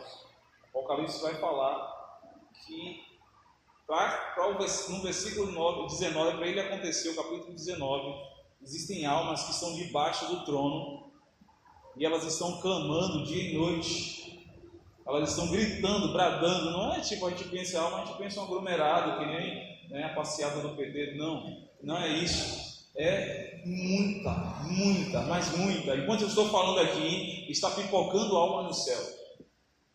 Enquanto eu estou aqui ministrando a vocês, está pipocando alma no céu. Eles estão se encontrando lá. Você está bem, você também está bem. E eles começam a clamar, a gritar, a apontar para o trono. Vai chegar a hora, vamos vingar, precisa ter a vingança do nosso Deus. Eles estão clamando pela vingança de Deus, ok? Quem face da morte, não temer a própria vida. E se você morrer agora, é para esse lugar que você vai, ok? É para esse lugar que você vai. Você vai engrossar o coro daqueles que estão clamando para que ele volte, ok? Existe 2 taças, lembra? O sangue tem uma taça de sangue, cara, está se enchendo. Se enche e essa taça precisa transbordar. É uma totalidade de pessoas que vão morrer até que chegue, um anúncio. Então, o que eu quero dizer para vocês com isso, que a escatologia individual, ela vai apontar que se você morrer antes das coisas acontecerem, as coisas vão continuar até que todas as coisas se cumpram. Eu morri e não vi, então não foi verdade. Não, é verdade, porque você morreu e já está escrito sobre você em Apocalipse. Se você morrer antes de Cristo voltar, já está escrito sobre você no Apocalipse. Já está escrito aonde você está quando João fala: eu vi a alma daqueles que morreram em face da própria morte, não temeram a vida. Entende? Ele está falando de... Agora a gente vive num país como o Brasil. Aí a gente fala assim, aqui, beleza, pelo menos aqui eu posso ter uma vida, uma vida até os 80 anos. Eu vou dizer, vai ser mais cobrado de você do que quem está morrendo agora. Porque você tem uma vida inteira para desenvolver, uma vida aqui terrena nesse corpo, para desenvolver esse relacionamento e dar testemunho dele. Então, com isso, cai mais sobre você a ideia de que todas as vezes você precisa testemunhar. E todas as vezes a pessoa precisa encontrar você em um patamar diferente. Nossa, como Josué mudou. Parece Josué da Bíblia, Olha como ele entrega. Daqui a um mês, a pessoa, quando lhe vê, você está em um outro nível, porque você tem tempo para isso. Então, a pessoa está lá testemunhando para o Evangelho e a faca está no pescoço. Ela vai morrer. Tem jovens morrendo, 20, 21, 22, 5 anos morrendo, não teve a oportunidade de constituir família, porque morreram pelo Evangelho. Nasceram em um lugar que o Pai disse: você vai nascer nesse lugar e você vai ter que morrer pelo meu Evangelho. E nós estamos aqui e precisamos fazer isso, ok? Então não tenha medo da morte, não tenha medo dos diagnósticos. Veio uma sentença de morte, você não vai aceitar, Você vai entrar em conformidade com o Pai, com aquilo que Ele quer. Você vai lutar contra sentenças que não foram Ele que disse, ok? Então a gente luta. Então tem pessoas que estão sofrendo com câncer e estão aí dando testemunho dele e morrem de câncer. Deus não é Deus. Eu acabei de dar para vocês todas as referências de que isso é um cumprimento. Então tire da sua cabeça a dúvida de que, poxa, porque Deus é Deus e não livrou fulano, Deus tirou fulano de um estado que não é completo para levar ele para um estado um pouco melhor. Por isso que a gente não ora por mortos. Eu vou orar pela minha avó Marta, que morreu testemunhando do Evangelho. Eu vou orar: Deus, que saudade dela, Pai. Quem isso que ela está dizendo? Não ora por mim não, estou no melhor lugar, cabeça. Olha, vigie sua vida aí para você poder vir para cá, Por isso que não oramos por mortos, entende? Eles foram para outro lugar, melhor. A gente vai falar sobre isso, que é o estado intermediário, que é a próxima aula. A gente vai falar sobre esse estado intermediário, o que acontece com a alma, qual é esse processo que essa alma passa para esse lugar e o que ela está fazendo lá. O que a alma está fazendo lá? Está assistindo, né? Está vendo a sua vida passada, está vendo a gente lá, menino, de novo você vai fazer isso, né? Vamos conversar um pouco sobre isso no estado intermediário. Ficou alguma dúvida sobre a morte? Não, né? Então por que o crente morre? Você pensou muito para responder. Por que o crente morre?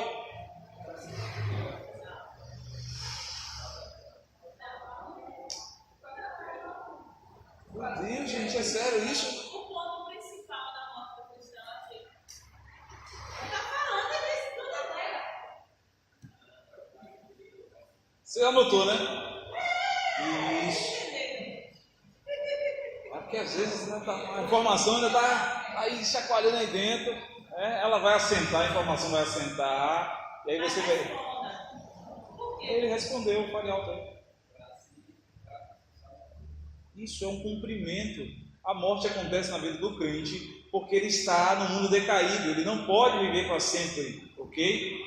Mas ele está conectado com o Pai, ele não vive a desconexão da morte espiritual, da morte. A morte física ele vai viver, ok? Se Cristo não vier, se 1 Coríntios 15 não acontecer, até lá você vai experimentar a morte física.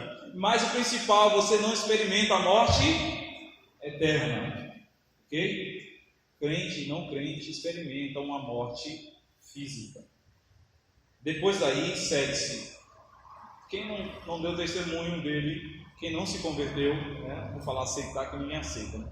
Quem não converteu os seus caminhos, né? A ele vai experimentar não só a morte física, mas como a morte eterna. Morreu nesse plano sem ele. Além de morrer aqui, está experimentando a morte eterna, desconectado para sempre dele, ok? Então preste atenção sobre isso. Alguém chega ali, você acaba de sair dali, alguém pergunta: você é crente, mas quando morrer vai estar no mesmo lugar. E você, cara, eu acabei de ler sobre isso. Meu Deus, leva a palavra agora aqui, né? Chega em casa, isso foram muitas informações, né? Mas chega agora, mergulha nisso, para que isso se torne conhecimento, para que o conhecimento possa agora moldar o seu comportamento, ok? Não entende? Exatamente isso. A melhor definição da morte do cristão é justamente para completar a santificação. Exato, para completar, porque é um estado incompleto. A nossa vida é um estado incompleto, ok? Então, ela precisa ser completa. Tem que morrer, gente. Tem que morrer.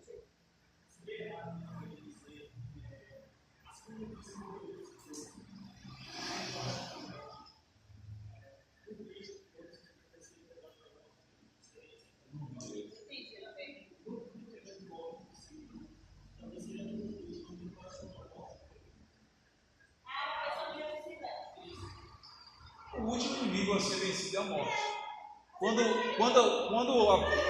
Quando 1 Coríntios 15 acontecer, é exatamente isso. A morte. Mas aí é uma oportunidade específica. Porque ele vai dizer, né? A morte, cadê os seus aguilhões? Cadê as suas correntes? É porque isso é uma coisa que eu até queria falar também, assim, ó. Quando a gente fala sobre essa questão de não estabelecer o reino, né?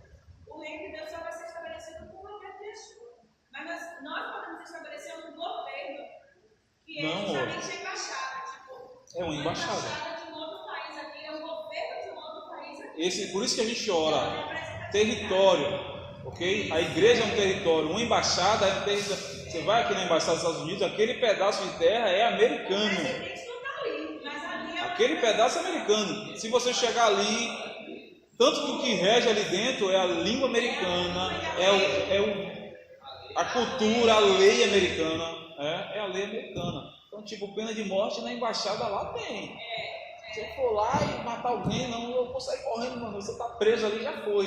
Você sofre, porque ali é o Estado americano. Porque é o que a igreja tem que ser. Por isso que a gente às vezes ora e fala assim, que nós tomamos posse disso aqui, nós refutamos isso para o reino, nós dizemos que agora isso aqui pertence ao reino de Deus, ou seja, como embaixadores, nós estamos determinando. A gente vai orar agora no final sobre o Brasil, é esse o entendimento. Nós estamos dizendo que o sangue dele comprou cada pedaço desse país. Quando eu oro sobre isso, eu estou falando isso. Então, Pai, eu estou reconhecendo aquilo que já é, eu estou trazendo agora, com minhas palavras, desse ambiente de intercessão, eu estou trazendo com minhas palavras aquilo que já é, como embaixador, eu estou dizendo aquilo que o reino é. Entende? São essas as características do reino.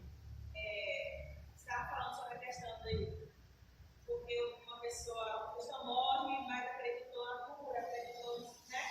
Assim, pregou até várias vezes até a expressão da religião. Mas assim, uma coisa que a gente tem que entender até com relação também ao nosso café.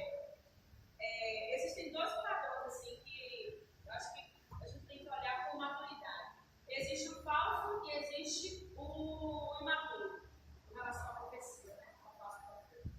Às vezes a pessoa tem uma percepção, é uma percepção correta, mas não é para aquele tempo. Exato. Ou então não é ele tem uma percepção a partir dele, então isso é maturidade. Porque às vezes o Senhor quer fazer alguma coisa, mas não é a partir de mim, ele quer que eu coopere em oração ou em alguma coisa, mas tipo, tem essas duas incoerências. Então, quando você fala de estudar profecia, você leu aqui no programa, eu fiquei pensando sobre isso, sobre as eleições, né? Porque tipo, eu vou falar, assim, o Daciolo eu não acho que ele é um falso profeta, eu acho que ele é um menino espiritual, entendeu? Eu acredito que ele enxerga, eu acredito que ele enxerga o Brasil diferenciado, livre das cadeias, das trevas, só que ele não entende que talvez não seja ele que vai fazer isso, entendeu? É essa onda, tipo, é alguém chegar e dizer assim, eu tenho o número das pessoas, então eu vou me candidatar a ser algo político. Então assim, é isso, talvez a nossa porção, o nosso papel, a nossa função, não seja estar naquele lugar, mas cooperar para que os justos e aqueles que foram designados estejam. E aí eu estava pensando aqui, você falou sobre a morte de Kenneth Hagin. Algumas pessoas conhecem Kenneth Hagin, né? A vida e obra dele, ele é aquele que prega, que o Martin, prega sobre fé. Então assim, é aquele pensamento positivo para frente, sabe? Sobre fé, você não pode aceitar a enfermidade, você tem que vencer e tal. Só que foi incrível, porque Kenneth Hagin morreu de câncer. E as pessoas disseram que ele era falso profeta porque ele morreu de câncer. Uma coisa não tem nada a ver com a outra, você acabou de falar. Exato. A gente é embaixador e a gente libera a verdade do governo que está sobre nós, que é uma verdade com dor, choro, mágoa. Mas isso não significa que agora, aqui nesse momento, nesse âmbito ainda, a gente não vai sofrer essas coisas. A gente sofre essas coisas justamente para nos purificar para aquilo que a gente vai para ter salvação eterna. Exato. Ficou alguma dúvida? Sim. Ficou claro, né?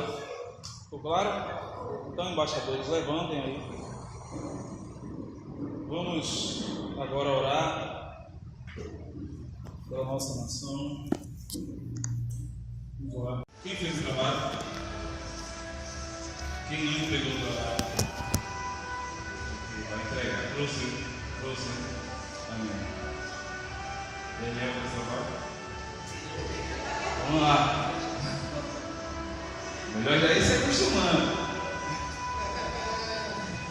Amém? Vamos orar. Pai, nós te agradecemos, Deus, por esse tempo. Te agradecemos pela oportunidade, o privilégio que você nos dá de ser participante contigo na sua obra, Deus. Te agradecemos porque você nos escolheu.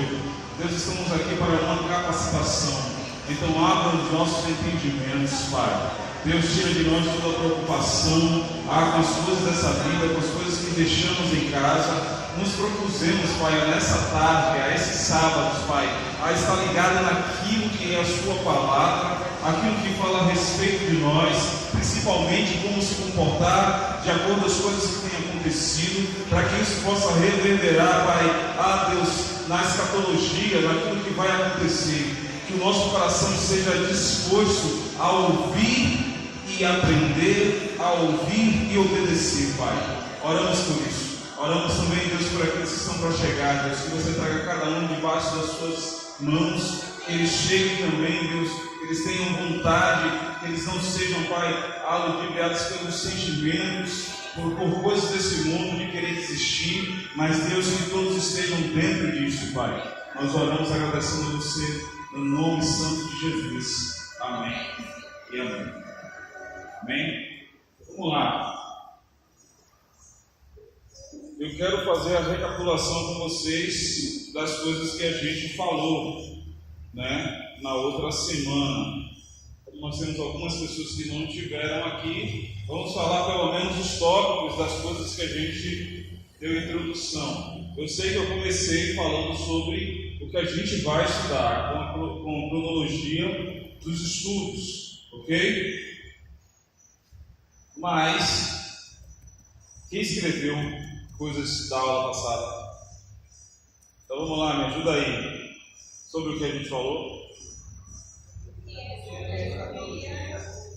Sim.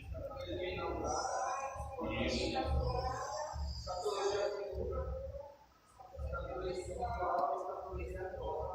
Ok. Eu dei uma pincelada sobre escatologia individual, que é um termo que talvez muita gente nunca ouviu falar. E a gente falou um pouco sobre isso, mas a gente vai se aprofundar, né? E eu falei sobre escatologia cósmica, escatologia geral, que é na verdade aquilo que todo mundo sabe, às vezes em fragmento, mas sabe que Cristo vai voltar, que vai acontecer, é um grande acontecimento, né? É o grande, mais importante acontecimento, segundo a vida de Cristo, ok?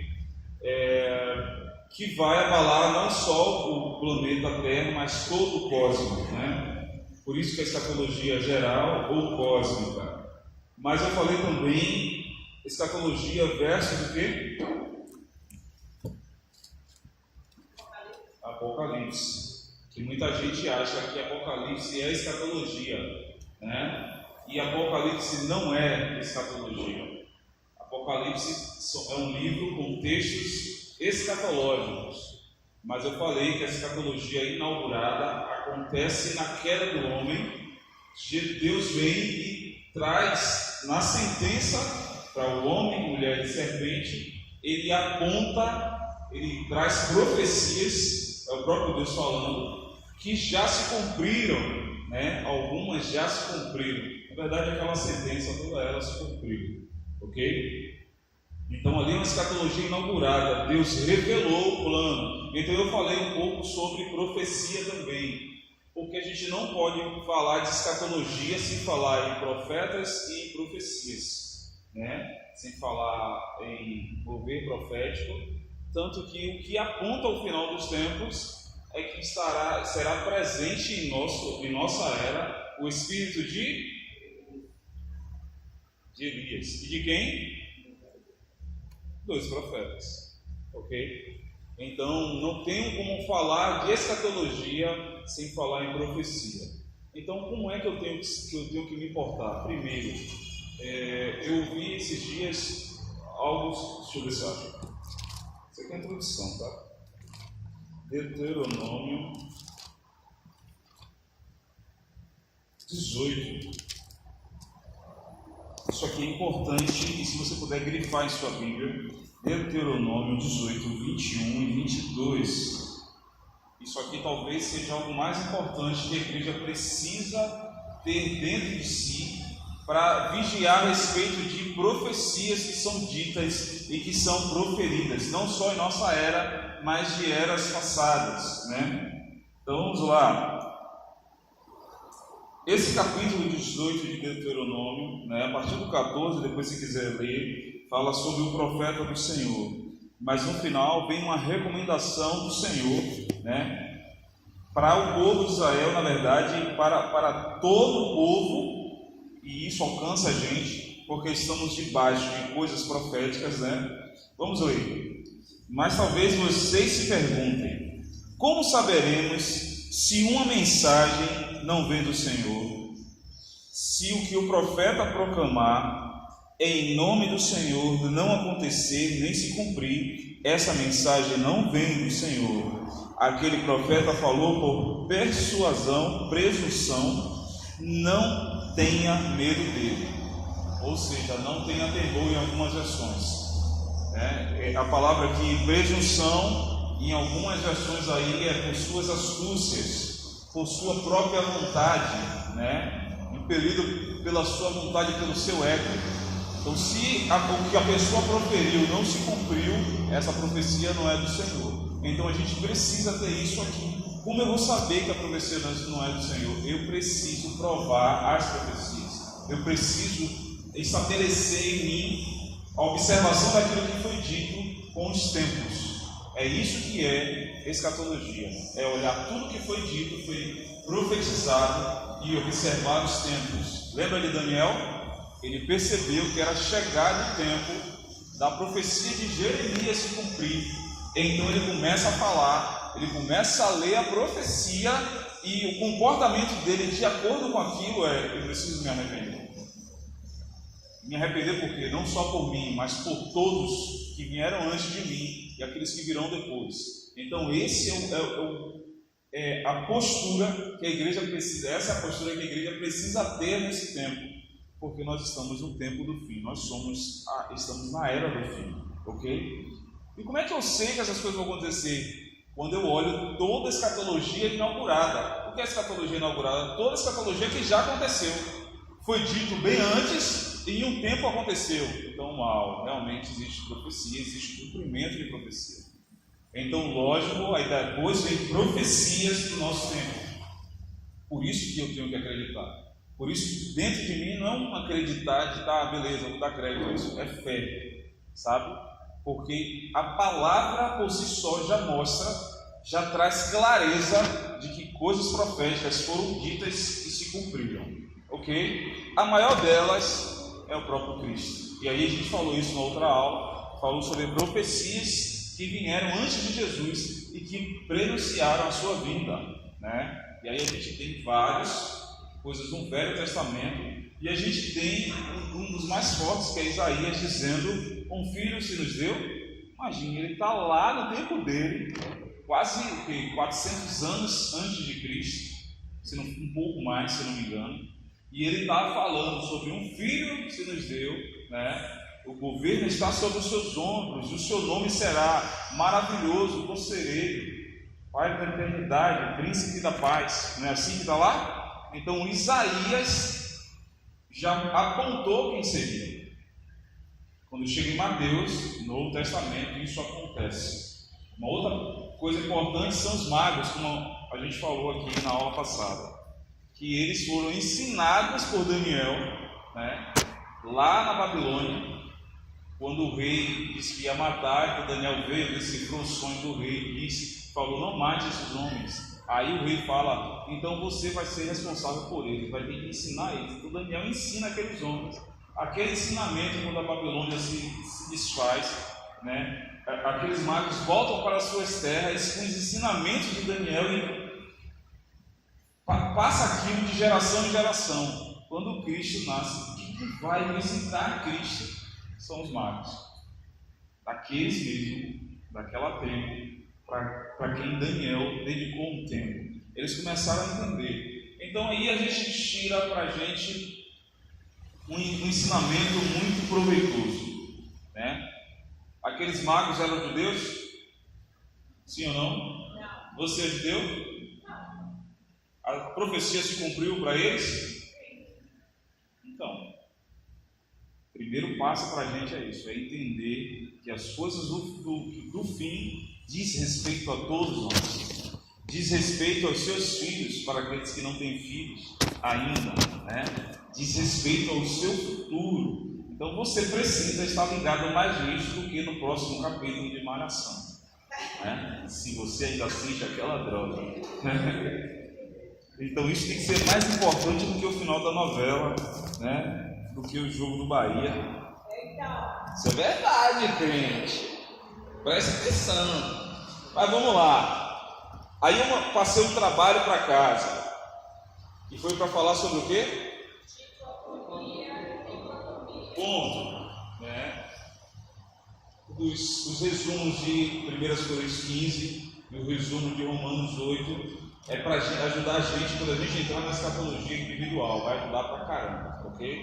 Que a gente vai falar de morte, estado intermediário e glorificação. Então, ali já é tipo, já vai abrir a mente, já vai adiantar meu lado, porque eu tive uma certa um certo problema com isso, sem falar disso antes, né?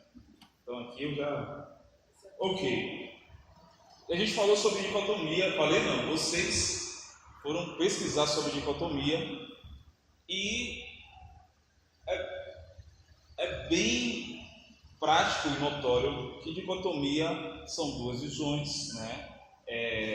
Cortar em duas partes. Cortar o que em duas partes? O homem. Assim também como tricotomia, cortar em... Ok, isso aí é massa. Abre nossa mente. Mas o que vocês podem me dizer? Dicotomia na vida do cristão. Aí a gente, desceu um pouco mais profundo para beber água limpa, né? Quem cava, né? Vamos lá, porque a gente está falando de dicotomia no homem, no corpo do homem, né? No homem, né? Na sua estrutura. Mas agora dicotomia na vida do cristão. Eu não posso falar dicotomia na vida do ímpio, uma vez que, enfim, dicotomia na vida do cristão. Vamos lá? Ajudem. Sagrado e profano. Vamos lá? Isso. Vamos lá, vamos, gente.